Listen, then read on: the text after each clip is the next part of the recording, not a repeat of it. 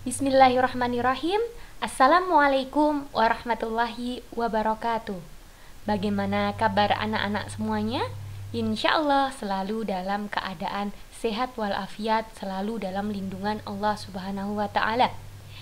Hari ini kita bertemu lagi dalam materi Bahasa Indonesia di tema 6, subtema 3. Materinya mengenai membuat ringkasan. Mari anak-anak kita pelajari bersama. Bagaimana langkah membuat ringkasan? Sebelumnya kita harus tahu apa itu yang dimaksud dengan ringkasan anak-anak. Ringkasan itu biasa kita sebut dengan rangkuman, yaitu bentuk penyajian secara singkat dan ringkas dari sebuah teks yang panjang. Nah, dari kalimat atau teks yang panjang itu, biasanya ringkasan itu menjadi bentuk kalimat yang pendek-pendek. Sehingga dengan kita membuat ringkasan, teks yang panjang tersebut akan lebih mudah dipahami. Atau jika kita mempelajari suatu hal dari teks yang panjang lalu kita membuat ringkasan, suatu hari ketika kita mau mempelajarinya kembali, kita akan lebih mudah lagi dalam memahaminya. Gitu ya anak-anak. Jadi membuat ringkasan itu sangat penting di dalam kita belajar, tidak hanya dalam tidak hanya dalam bahasa Indonesia saja, tapi juga pelajaran yang lain.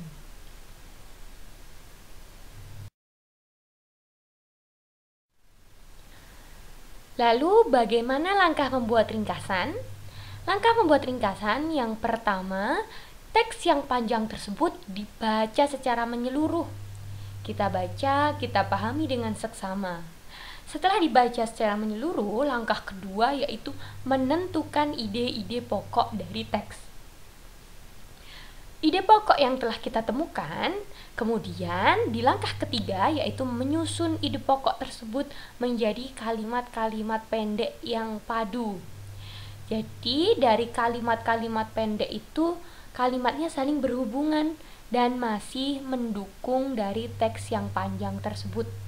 Tanpa kita memerlukan membaca teks panjang, dari kalimat-kalimat pendek yang telah kita buat, kita bisa memahaminya kembali.